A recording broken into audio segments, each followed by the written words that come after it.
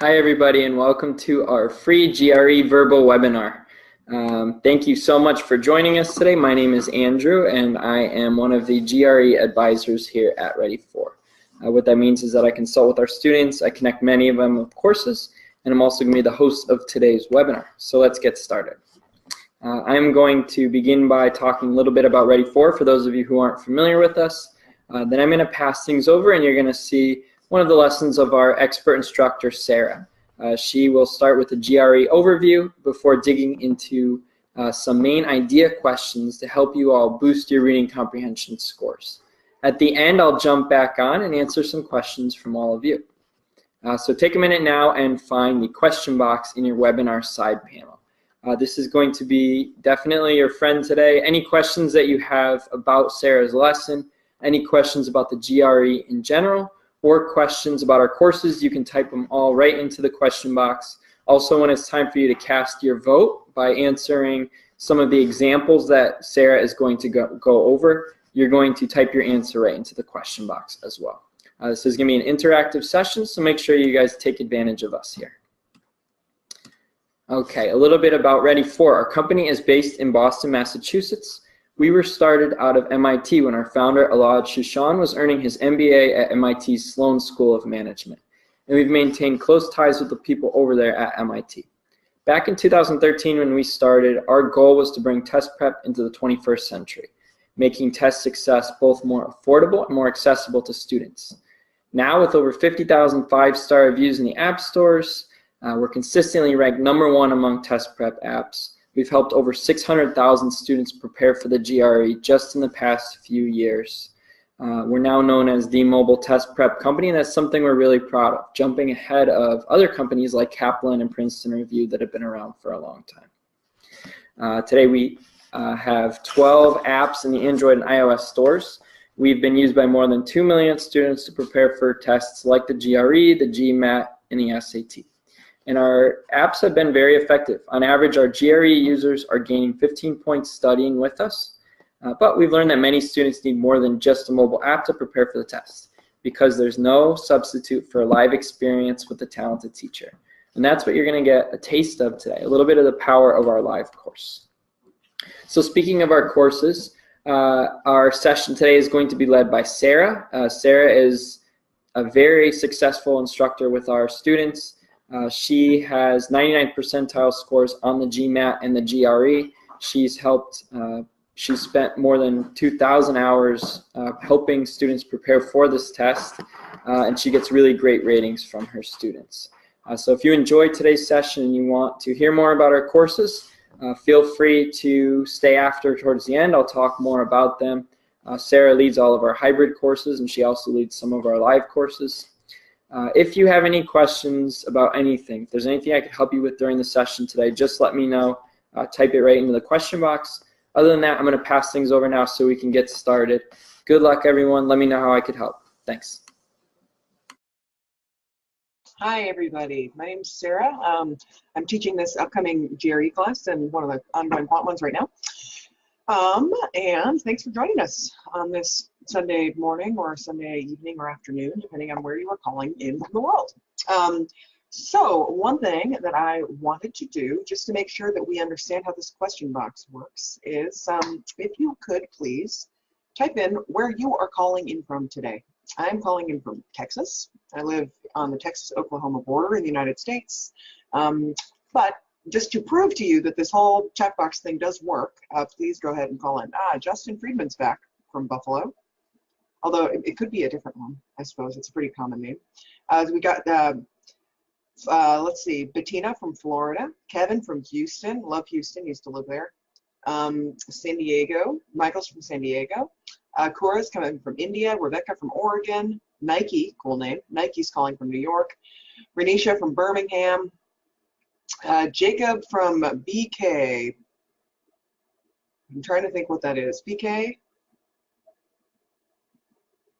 Okay, yep, so Justin, oh, good, it's the same Justin. I was going to say, I think I actually know a few Justin Friedmans in my own life, so there's got to be a lot of them out there. Oh, okay, somebody calling in from Troy, Michigan.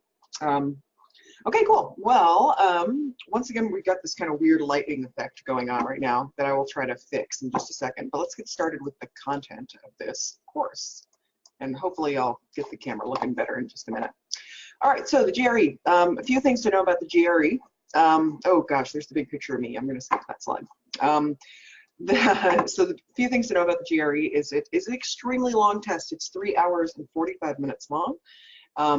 That means that you have to be prepared for something that is an exercise not only in skill but also in stamina. It's also a very expensive test. It costs $205 to take the GRE. So that means two different things for you. One of them, well, both of them amount to the fact that you don't want to take the test more than once. So if you're considering whether or not to just take it and see how you do, or whether or not to spend money on test prep, consider that it costs $205 to retake the test if you're not happy with your score, and it's also a painful experience. So if you're thinking of maybe spending a little extra time and getting a little more prepared before you take it the first time, it's probably not a bad idea. You'll probably save yourself some anguish if you do that. So there's that. You can take the GRE on any day but Sunday and holidays, so you couldn't take it today. And the analytical writing section, which is the essay, that's the part that very few schools care about. That comes first. You get 2 essays, 30 minutes each. So this is an hour of essay writing before the really important part of the test even starts. After that, the sections can appear in any order. There's 2 verbal sections and 2 quant sections, and then there's an experimental or research section. That means there's a 5th section that they're going to give you that doesn't even count towards your score. Now, they don't tell you which section that is because, why don't they tell you which is the research or experimental section? What do you think? Looking for answers here, folks. It's going to be a long morning if nobody's answering. Why do they not tell you which is the research or experimental section? Yeah, exactly, Bettina. Yeah, it's because they want you to take it seriously. If you knew it didn't count, then you wouldn't try. And they use those sections to research future editions of the test, to test out questions. So in the end, it's good because it makes sure that the questions you get on the test are fair. They've been tested many, many times before you see them as part of your actual exam. But it stinks for you because it just makes the test another 30 minutes longer, or 35 minutes. Okay, so here again, this is how the time breaks down. You take your essay first. There are 2 of those. They're 30 minutes each. There's an issues essay and an arguments essay. They're different. They're extremely similar and very formulaic. And you've got 2 of them. And you're scored from 0 to 6 on that. This is an independent score that doesn't influence the other GRE score, like the score that you're used to thinking about in the 130 to 170 range. This is something totally different. It doesn't get added on. The verbal reasoning and quant sections, you get 20 questions per section. In the verbal, you get 30 minutes a task. That means you get 1 minute 30 per question. In quant, you get a little bit more than that. You get like 1 minute 40 per question in the quant section. That's not to say that they just give you the 30 minutes and you can allot that time how you wish. So if you want to spend 10 minutes on one question, you can. It's just we highly discourage you to do that. Okay. So today, while we're doing practices, I will be using my stopwatch to time you, to give you sort of an appropriate sense of what the pacing of this test will be, because that is one of the most important things you can practice, is just be ready for the speed. Okay, moving on from there. So in the end, you've answered 90 questions, you've been there for nearly 4 hours, and you get a score that's somewhere in the 260 to 340 range. That's adding up your verbal and quant. To give you an idea of what that means, here's a graph to show you how the scores are distributed.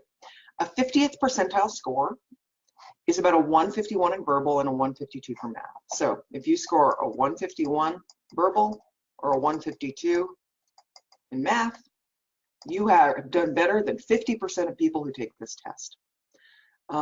If you want to score up in the 160s, by contrast, that means that you're scoring better than about 90% of people who take the test. So keep these numbers in mind when you decide what score you're aiming for. And the programs that you're applying to will probably have information on what the typical scores are for people that they accept. So you can look into that specifically.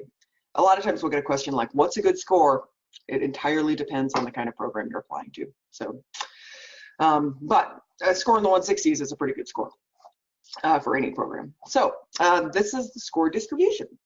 Another question for you. Why is it that the math scores are higher? Justin, you know the answer to this. Oh, Renisha, I think, yeah, Renisha, you've been here before too, so Renisha knows the answer. Why is it that the math scores are higher? Yes, Michael, I don't know where you're calling from, Michael, but Michael is correct. Justin, yep, it's correct. It's because it's an international exam. So people take the GRE from all over the world. They're competing on a level playing field as far as math goes. Although we may argue that the math in the United States is probably inferior to many other countries in the world, but be that as it may, in theory, we're all competing in the same math. The pool of people who have been speaking English their whole lives is much smaller, and therefore the verbal section is a little bit less competitive. It's easier to be in the 90th percentile in verbal because there's less native English speaking people who take it. So that is why the math is it's a little harder to score highly in math. Okay, so from here, it gets into what is the computer adaptive nature of this test. And from this, we will test out one of the other features of this GoToMeeting interface that you're using. I'm going to put up a poll on the screen here. It's just going to say yes or no. That's it. Just going to say yes or no. And what I'd like you to do is answer the question, do you know what the computer adaptive testing means on the GRE? Do you know what that means? And what I see on my screen, I don't see who answers what, but I do see how many of you have voted. Like now 53% of you, 56% of you, 62% of you, there's about 40 of you in the class right now, just so you know. So there's 65% of you, 2/3, and what I see is a running tally of how many yeses and how many nos there are, but I have no idea who's answering what. I tell you this because you should never be ashamed. When I put up questions later on that are actual GRE type questions, never be ashamed to answer the question because I won't know if you got it right or wrong. Only you will know if you got it right or wrong. And also, answers tend to stick much better in your brain if you actually commit and then get it wrong than if you kind of wait and see what the answer is. So cool. So 3/4 of you voted. I'm going to close the poll and share the results so that you can see. About 2/3 of you understand how the adaptation works, and about 1/3 of you do not know yet, but now you will. So the GRE is different than the GMAT or some other exams. It adapts section by section. So what that means is for the verbal section, because we're doing verbal today, you will get a medium difficulty verbal section. That will be the first one that you get. Now, if you do poorly on that one, your second section will be an easy verbal, because they figure you need easier questions. If you do well, you will get a hard verbal. Okay. In order to do well on this test, you not only need to get lots of questions right, you need to get the hard section.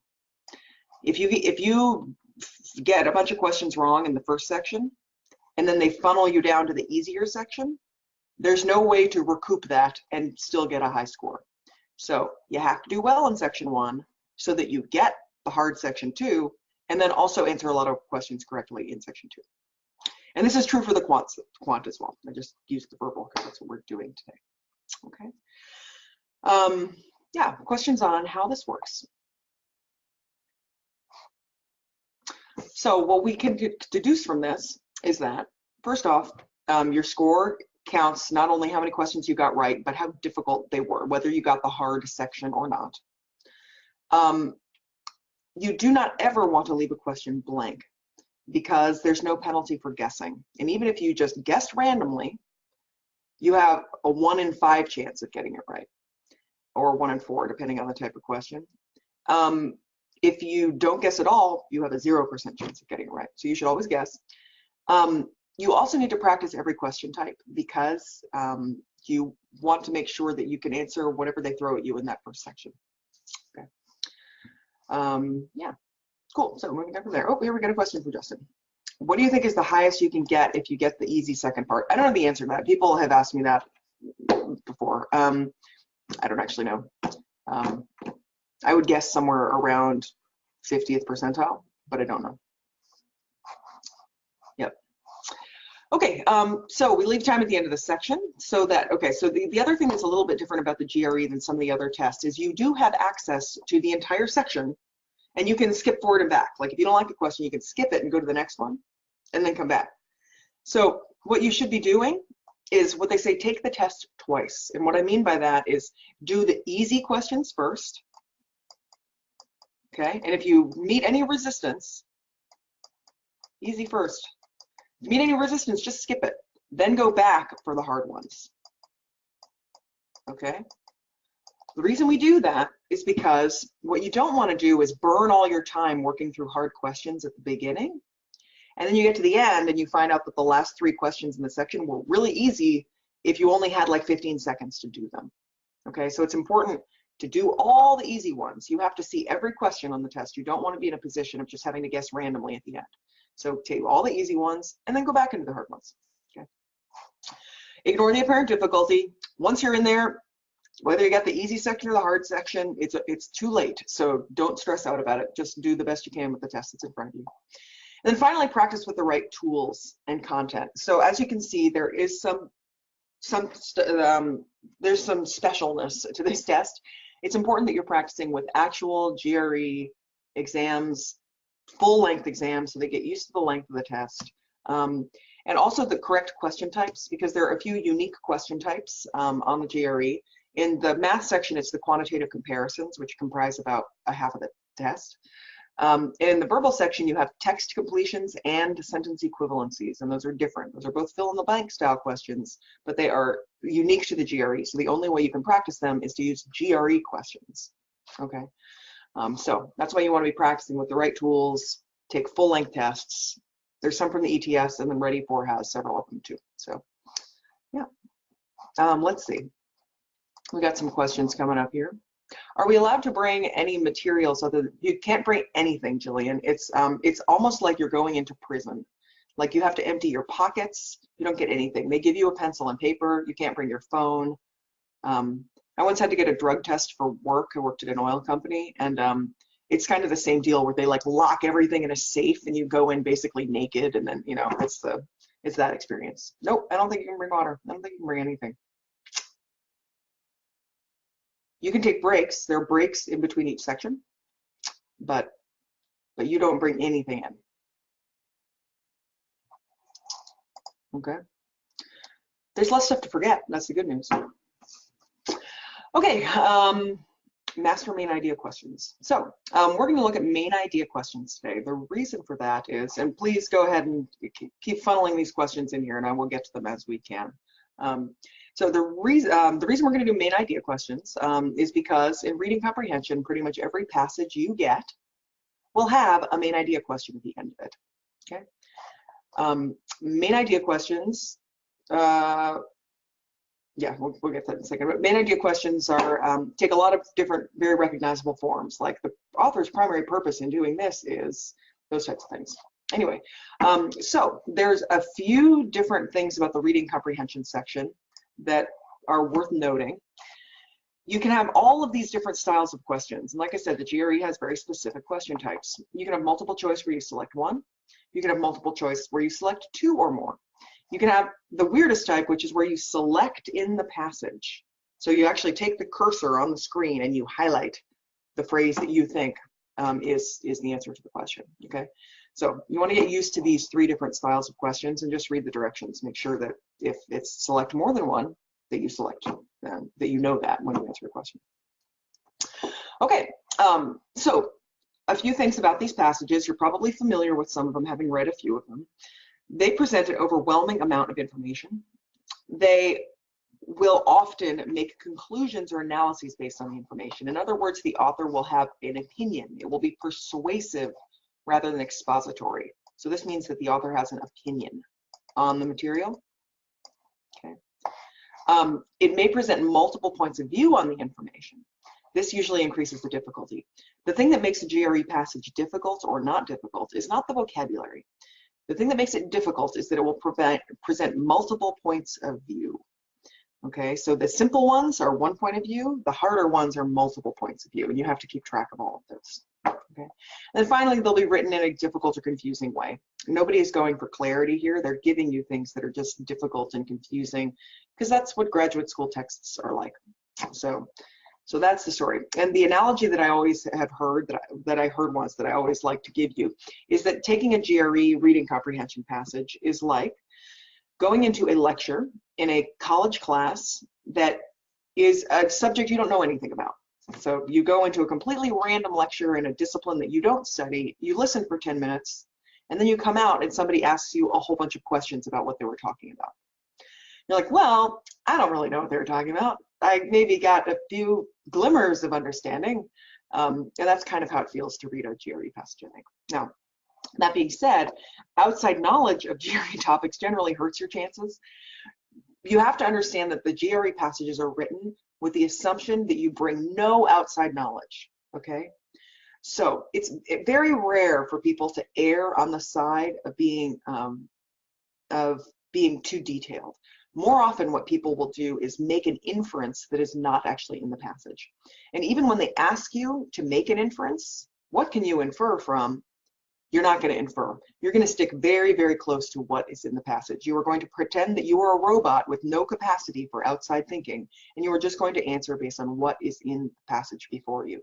You can understand then why, if you're reading about the Kuiper Belt, it's really hard, and you are an astronomy major, it's really hard to erase everything that you ever learned about the Kuiper Belt. Whereas for somebody like me, who knows nothing about the Kuiper Belt, it would be much easier to stick to the text.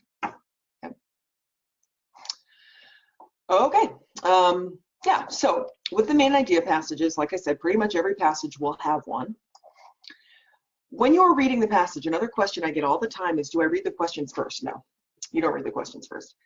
You read the passage only with enough detail to understand the main idea, okay? And if you need more information, you'll go back and read details and stuff. The reason I say this is because if you read the questions in advance, how well do you really remember the questions? I don't remember the questions. So it's a waste of time, okay? Also, to read it in detail the whole time, to read the passage in detail the first time through is a waste of time because there's all this extra detailed information that you just don't need. It's full of all kinds of extraneous words that you don't need, okay? So the best strategy is to read the passage only well enough to get the main points. Just the main points, that's all we care about. We don't need to remember every detail. The way that we are going to keep track of the main idea is we are going to read the intro very carefully. If there are multiple body paragraphs, we're going to read the topic sentences. That's the first sentence. Okay. Topic sentences. And then we're going to read the conclusion, which may be a whole paragraph. It could be maybe a whole paragraph, or it could just be like last 2 to 3 sentences.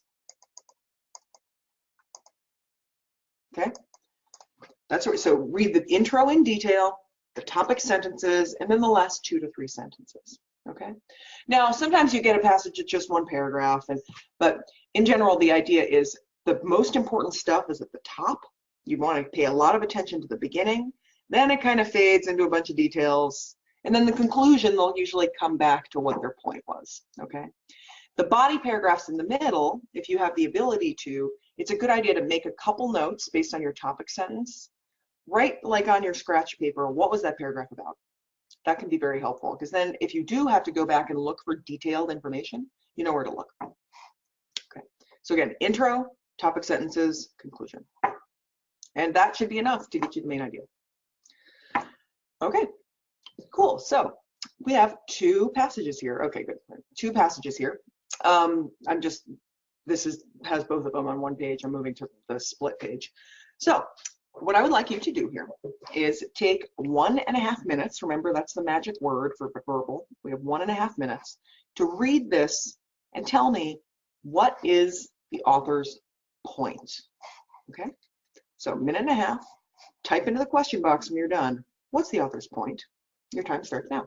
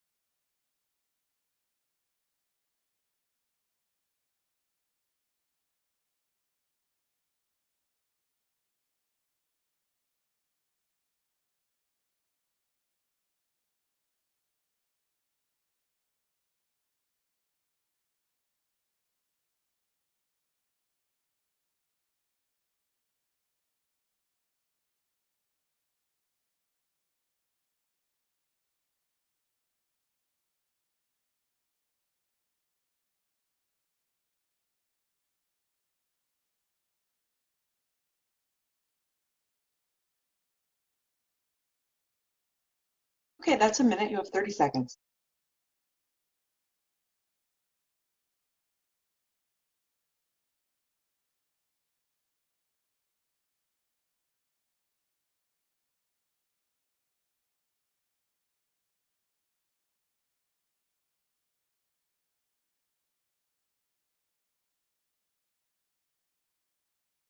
Okay, that's a minute 30. Now let me start pasting some answers here. We got a lot of folks answering. That's great. I have a question about the amount of scratch paper. They provide you unlimited scratch paper. You just put up your hand. They pay somebody like, $7 an hour to sit there and harass you about what's in your pockets. So they'll keep bringing you scratch paper. Okay, so let's see. I'm gonna paste in some of the answers that people have here.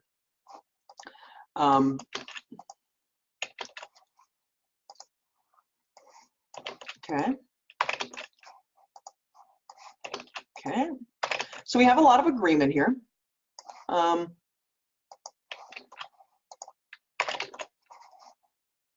Okay, so pretty much everybody agrees that this is a passage about parakeets eating out of zinc bowls to die, right? There's one that is a little bit different here that I see. And I'm sorry if I've skimmed over all of them. There's a bunch of them coming in, but this one here is a little bit different. Reduction of zinc-coated bowls. Okay, and I would say that what many of you have given me is the subject of the passage, which is correct. Okay, you've given me that this is a passage about parakeets dying from zinc bowls. What is the author's point, though? That's a little bit different. The author's point is why. Why did the author write this? Did the author write this to describe the phenomenon? The author has an axe to grind. It has the word should in it, right? Should dramatically reduce the frequency of premature death among pet parakeets. So what I would actually add to most of these is I would add something about should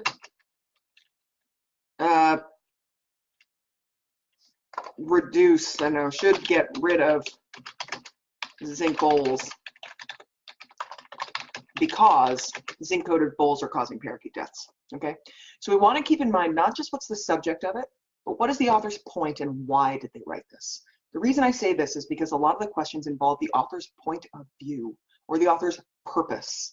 Okay, so we want to be a little bit more more attentive to what the author wanted. Why did they went to the trouble of writing this paragraph? Okay, so here's an example of one that has just one point of view, right? There's only one point of view here. The author thinks you should get rid of zinc bowls because zinc bowls cause parakeet deaths. And they don't even introduce any other characters or actors in this passage. In the next one, we have an example of, this is a very GRE type of passage. We have a few different points of view that come up. We have a couple of different literary critics, and then we have the author. So we're still going to, though, come up with what was the author's point when he wrote this, okay, or she. So with this one, it's a little bit harder. I'm going to give you 2 minutes, and at the end of 2 minutes, please type into your question box what you think the point is. What is the author's purpose? Okay, and let's see, your time starts now.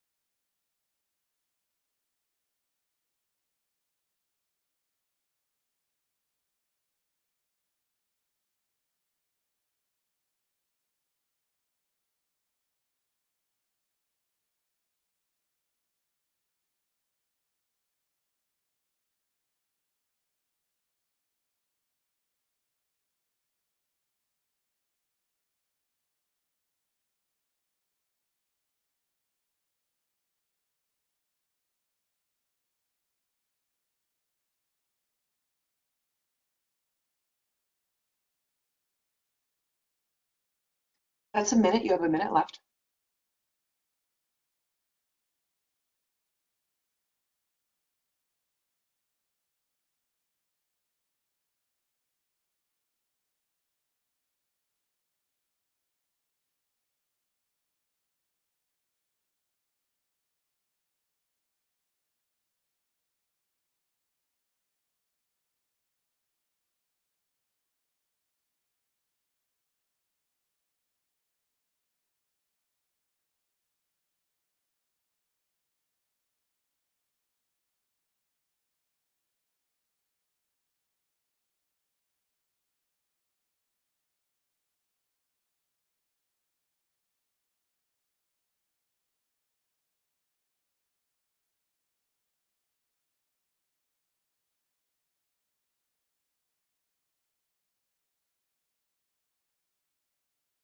Okay, we're at 2 minutes. Let's see. And I know usually people are like, oh, and this one's quite a bit more challenging.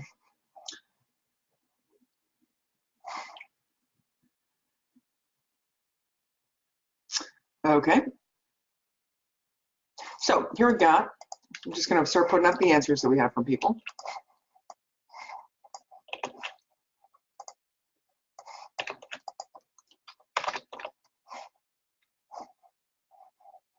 Anything else? Anything else? Well, let's look at our first sentence first off. We know we're talking about the invisible man. Okay, so again, with one of these, how do we read for the point? Well, I'm going to read the first sentence, and then I'm going to read the last couple sentences, okay? And we'll see what we can come up with there. Okay, so starting at, again, focus mainly on the very beginning of the passage.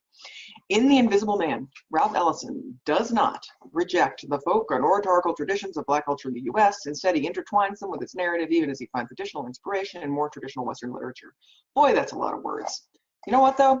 All we really care about from this first sentence is we're talking about Ralph Ellison and The Invisible Man. Invisible Man.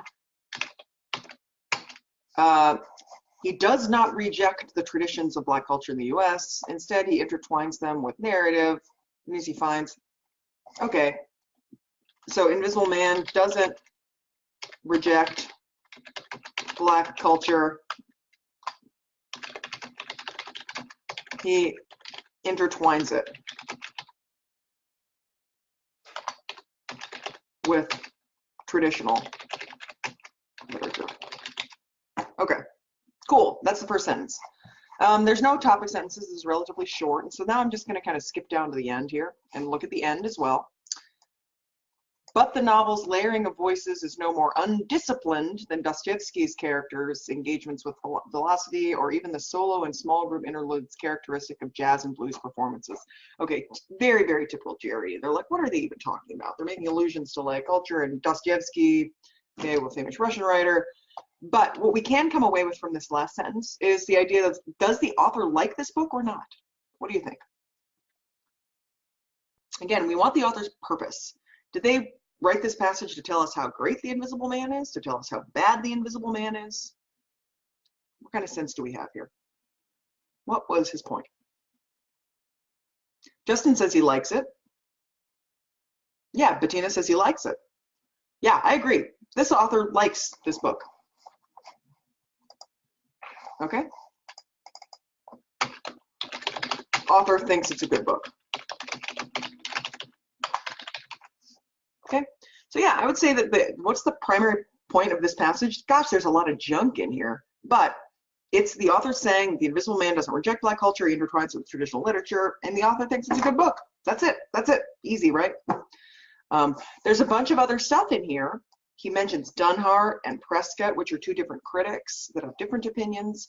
But notice how I didn't even read the middle of the passage. I just read the first sentence and the last sentence. And it's a lot less confusing when you do that. Okay, we can go back for these questions later in subsequent, questions when they ask, what is Dunhart's opinion? What is Prescott's opinion? Fine, we'll go back for that. But don't get bogged down with it right away, because it just clouds the point. The point is always going to be in the very beginning and at the end. Okay. Cool. So that's the Invisible Man passage. All right. So moving on from there. Man idea questions. Okay.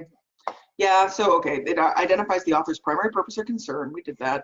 The correct answer will offer the best, but not necessarily an ideal summary of the passage. Okay. So yes. You might not like the answer. That's okay. When you write the GRE someday, you can have different answers, but you're just going to have to pick the least objectionable answer. It'll be the description of the author's purpose, and the best answer will apply to the whole passage. So that's another thing I want to bring up. The other reason to read the introduction carefully and the conclusion and kind of wash over the middle is because if you find an answer choice that you like, but it's only mentioned in paragraph 2, that's not the answer, okay? The main idea will always have something to do with the first paragraph, okay? So it's in the second and third. If it doesn't come up till the third paragraph, that's not your answer. Don't pick it. Okay, yeah, we talked about those.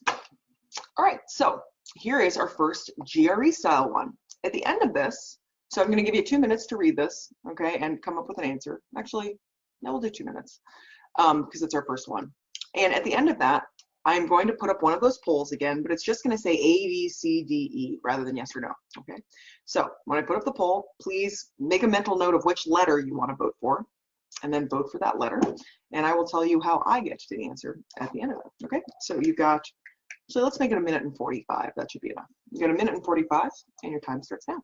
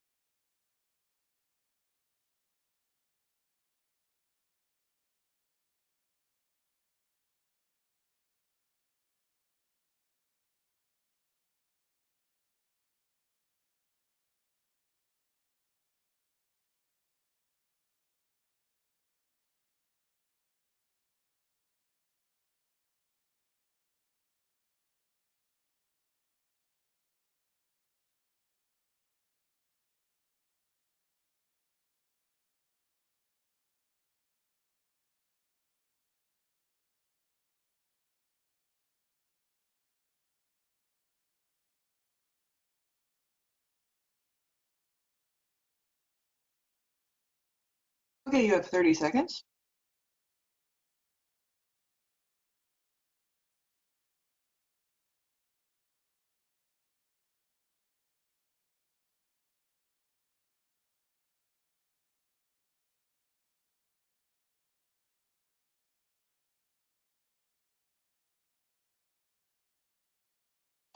Okay, I'm going to launch the poll. So decide what you want, A, B, C, D, or E.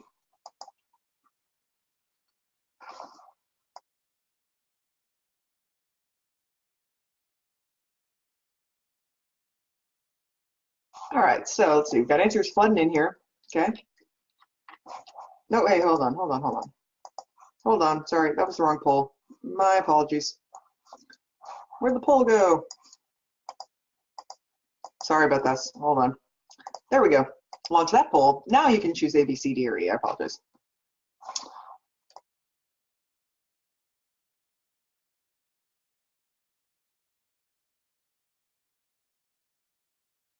Okay, so we got 2/3 of you voting, 3/4 of you voting.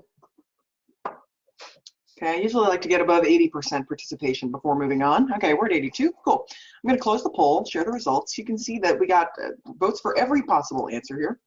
If you're in the group that picked B, good for you. The answer to this one is B. So let's talk about why it's B. So again, we're gonna look at the introduction here. Look at the top of the page. Since Earth's moon is not quite round like most other moons, something must have occurred during its initial formation to result in its non-centered mass and highly varied topography.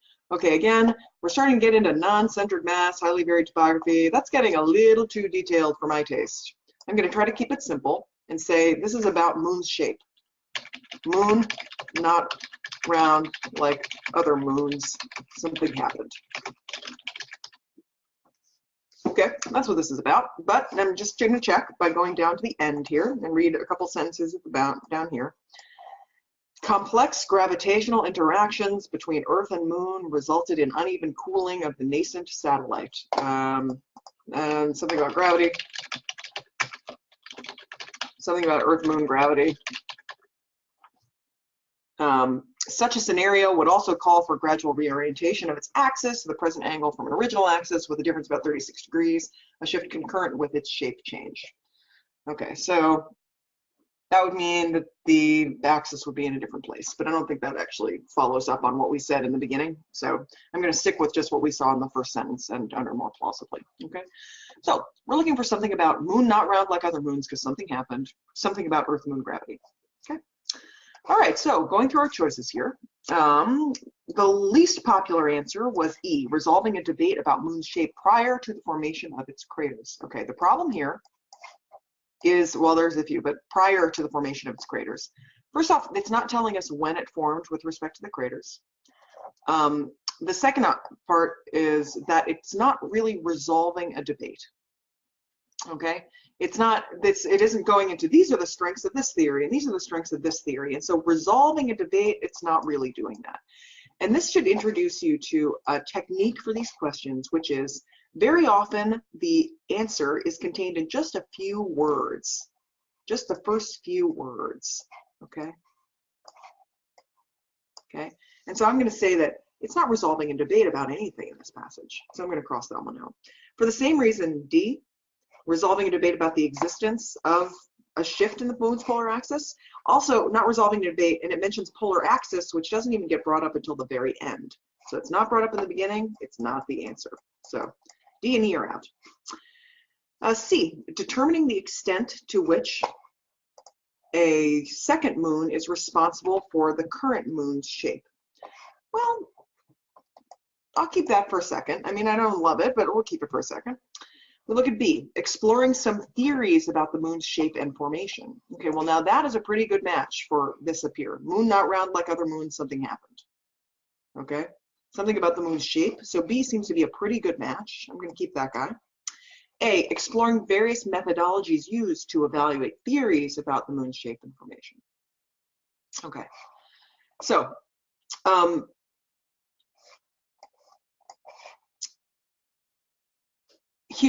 so there's a few things. So C, determining the extent to which a second moon is responsible for the current moon shape. We're not actually determining the extent. That would be like a scientific paper, right? We're not getting any information about how much or how little it was responsible. And so that's kind of out of the scope of this passage, okay? So determining the extent, no, it's not really doing that. It's just kind of showing us that there's some theories, right? It's not really evaluating one or the other. Exploring some theories about the moon's shape and formation, that's pretty good because again, we're just proposing these theories, but how does that compare to A? These two are very similar, except one says exploring some theories about the shape and formation. The other says exploring methodologies used to evaluate theories about the moon's shape and formation. Ooh, which one's better? They're real similar. Well, B is better because are we exploring the methodologies that were used to determine what was the best way? No, all we're doing is we're looking at a couple theories about the moon's shape. We're not evaluating which way was better or anything like that. We're just proposing theories. Okay, the answer to this guy's B. All right, moving on from there. Common wrong answer types. This is one of the most useful skills that you can practice on the GRE is that there are answer types that just smell bad. And you do enough questions over time, you start to just kind of recognize like, oh, that's one of those questions. And for me, one of those types is these ones that have to do with time, where they bring up a prior or in the future or historically or something. They try to take a perfectly decent answer and then they pin on an extra little detail about time that makes the whole answer wrong. Okay, but anyway, so you do enough of these problems, you start to see what they look like. Okay, so a few of these that are very common. Lack of support. Wrong answers commonly make claims that don't have any identifiable support from the statements in the passage. Those are very similar to out of scope. These bring in new information that may not even be related to the ideas discussed in the passage, but that may be, but are not actually relevant or necessary. Okay, again, you are a robot, you are going to infer nothing. Out of scope, they're too broad. Okay. Here, they make claims that don't have identifiable support. One of the most common lack of direct support types is too extreme. Things that say always or never. Too extreme, or they make a false claim about time. So I'll just write time. Okay, those are typical lack of direct support questions, or wrong answer types. Okay, too broad. Answers the wrong question. Some answers may be completely supported by the passage, but answer a different question than the one asked. Okay, yeah, so they can make a true statement, but just be careful that you're actually answering the question they're asking you. And then combine correct and incorrect information. This is called the one wrong word answer. For these last two types, I want to underline the fact that people fret a lot about reading the reading comprehension passage, and then they don't read the answers carefully. That's backwards. You can be lazy about reading the passage. You have to be extremely careful about reading the questions and the answers. Why? because the passages are pretty straightforward. The questions are where they're trying to trick you, okay? And so it's very, very, if you have to, read the passage less carefully, but you want to read every single word of your questions. And because they could take a perfectly good answer type and make it wrong by putting in one wrong word, okay? All right, so moving on to this passage. This is a little bit longer. Got 2 minutes on this guy. I'll say 2.5 minutes on this one. But at the end, it's going to ask you what is the main idea. And actually, hold on, the new slide, I think. Yeah, you got 1.5 minutes on this one, and your time starts now.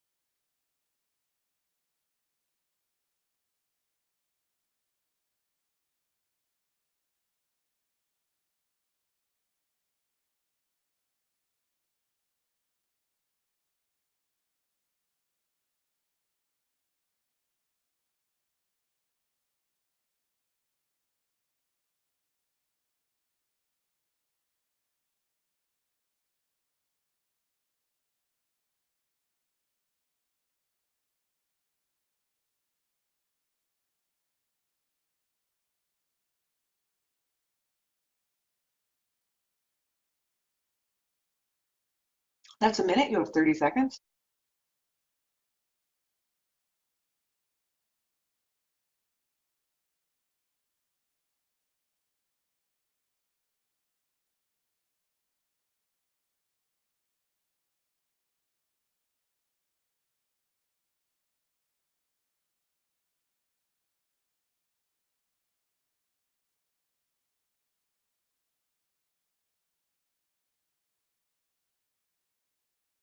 Okay, that is 1:30. Let me launch the poll.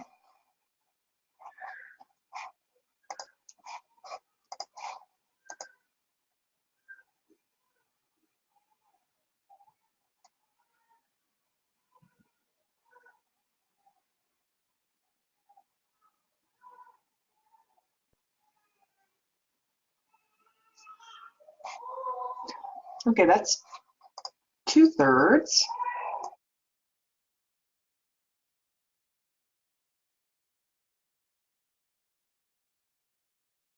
Okay, with 2/3, I'm going to close the poll. Okay, 70%. There we go. Share the results. So you can see that the most popular answer choice here was B.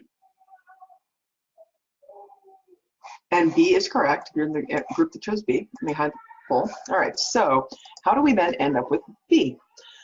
So this is a passage about Frank Lloyd Wright. So we look at when Frank Lloyd Wright launched his architectural practice in Chicago at the dawn of the 20th century, he instigated a revolutionary experiment that would definitively establish him as the most innovative architect in American history. So what's this about? Frank Lloyd Wright is most innovative architect in U.S. history. That's what this is going to be about. Okay, I'm going to skip down to the end here and say, characterized by bold horizontal lines, low-pitched roofs, long bands of windows, blah, blah, blah. Wright's work strove to harmonize interior and exterior spaces by modulating light effects and utilizing rough-hewn native wood and rock. And so then it's going to be stuff about his style. Okay, cool. So the author's point is that this is a very, very innovative architect. Then he goes into some stuff about his style. All right, so nobody picked E, so we won't worry about that one. C and D. Is this author advocating for increased prevalence of Frank Lloyd Wright's architectural style? He's not. In no time does he say we need more of it. So again, we can just look at advocating for increased prevalence. Just look at that part of the answer, and it's wrong just based on those few words. Okay, detailing the impacts of the Prairie School. Okay, this is only a little paragraph. It's not detailing the impacts of anything. It's telling what the style was, but it's not detailing the impacts. So once again, we can just eliminate those based on the first few words. So now we're left with A and B. Contrasting the predominant styles of architecture in two eras in U.S. history, or B, describing the unique characteristic of Frank Lloyd Wright's architectural style. Which one is more like the very first sentence, the opening? It is B. This is about Frank Lloyd Wright and his style. It does mention the Prairie School versus the the Victorian styles, but the first sentence makes it very clear that this is a passage about Frank Lloyd Wright, and that's what we should stick to. Yeah.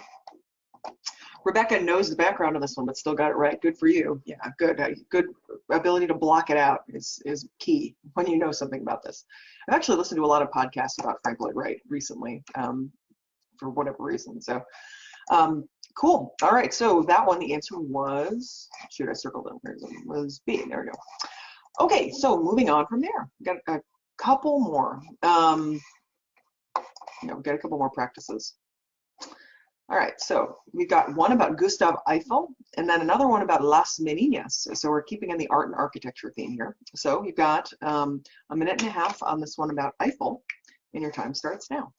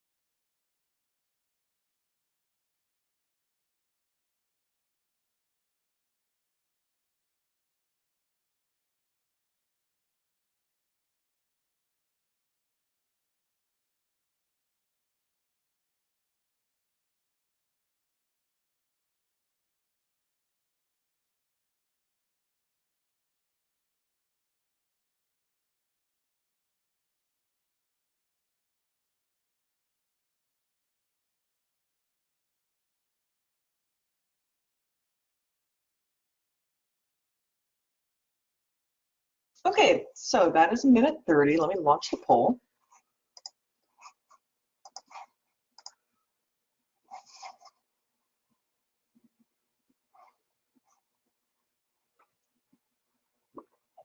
This is a very sneaky one, I think. Well, I think we're doing better on this than normal. Okay, so I'm going to close the poll, share the results. You can see that A was the most popular. E was next most popular. E is actually the answer here. And I know A looks good, so we'll focus on why it is E, not A. Because yeah, A is a very tempting one, I think. So here's the deal with Eiffel. We're going to look at the introduction paragraph, and we're going to see, severely criticized by French intellectuals in 1889 when it was built, the Eiffel Tower's iconic structure is now viewed as elegant and ingenious. Okay, so Eiffel Tower, once hated, now loved.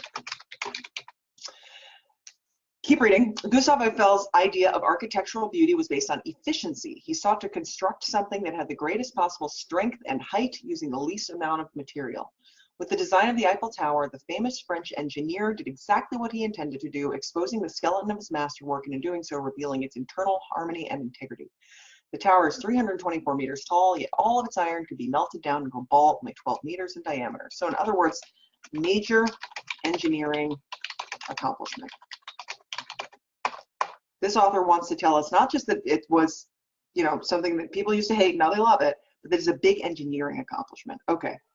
Debates among engineers and aficionados regarding why Eiffel created this tower the way he did yielded two potential underlying mathematical theories. Okay. Mathematical theories may have influenced design. Okay. All right, now I'm going to read the rest of that paragraph. That sounds boring. So I'm going to move on to the conclusion. The tower is comprised of a series of ever smaller X-shaped beams known as trusses, forming a crisscross design that relies on the intrinsic structural strength of rigidity in triangles. Okay, so special structure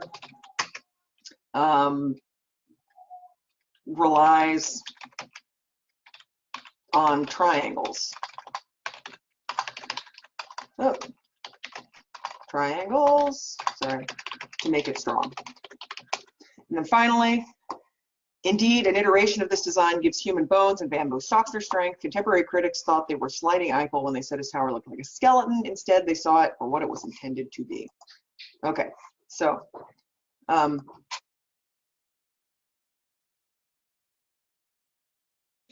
yeah. Okay, so what we got here when we boil this all down, nobody picked B, so we won't look at B. C and D. Present cultural linguistic theories were discovered in historic archives. There's no mention of that. They're trying to like throw complicated words at you to confuse you, but no, there's no mention of cultural linguistic theories or archives. That one's out as well. D, contrast several different principles concerning the structural integrity evident in nature. This doesn't mention Eiffel or the tower, so that's definitely not the primary purpose of the passage. So now we're down to A and E, and I agree. A, trace how critics' opinion of the Eiffel Tower have changed in its construction. And if you were just reading the first sentence, that would be okay. But if you look at all of the summary information, so not just the first sentence, which we summarized as once hated, now loved, but then also major engineering accomplishment, mathematical theories may have influenced design, and special structure relies on triangles to make it strong. That's how we end up at E.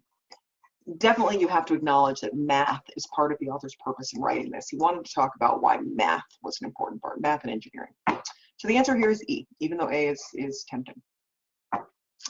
Okay, finally, we have one more question on Las Meninas, the Velázquez painting. So you've got a minute and a half on this guy. I'll take 2 minutes on this one.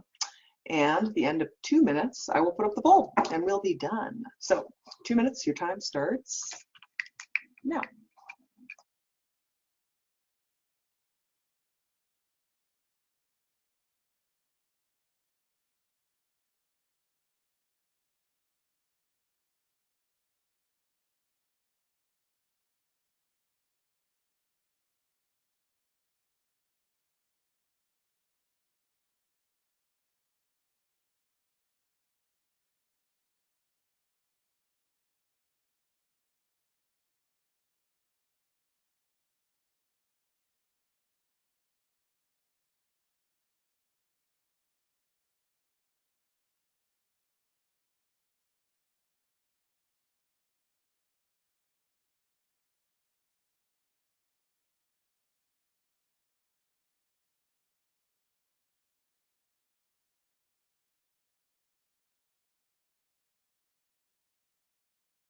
That's a minute. You have a minute left.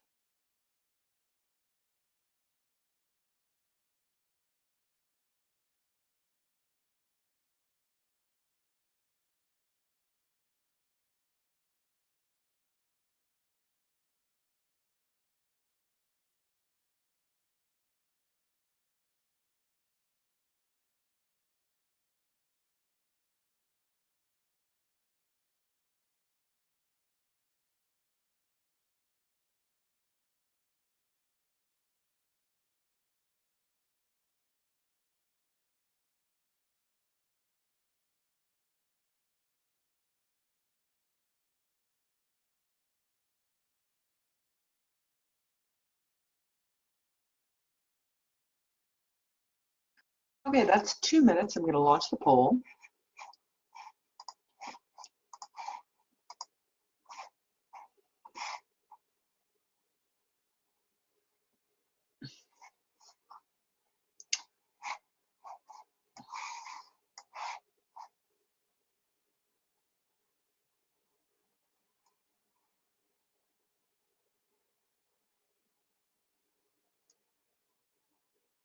Okay, let's see. So we got how many of you voting? So 58% of you have voted. Anyone else? Anyone else? Okay, I will close the poll, share the results. Cool, so looks like the majority of people picked A. The next most popular answer was D. So if you are in the group that picked D, good for you, the answer is D. All right, so why D? Camera's off, turn the camera back on. Let's look at our introduction and see what we got. So our introduction tells us that Diego Velázquez was a 17th century Spanish painter and the leading artist in the court of King Philip IV. He created an enigmatic painting. Okay, so Velázquez, famous painter, made a famous enigmatic painting?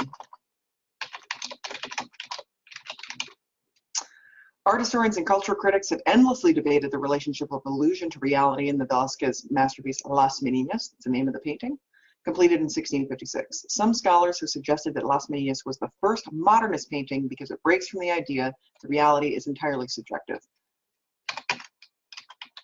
Possibly first modernist painting. And this whole idea about it breaks from the idea that reality is entirely subjective, that's just GRE stuff. Like, who knows what that even means? We don't need to know what that means in order to answer the questions. Okay, so that's cool. So then we move on to the topic sentence of the next. In this interpretation, Las Meninas presented a new way of thinking about art that complicated traditional painterly representation with its use of movement, mirrors, screens, layers within the art image's interior and exterior, and the inclusion of the artist himself both looking into and out of the canvas. Blah, blah, blah, blah, blah. Again, they're just like trying to saddle you with all this like art terminology. We don't care.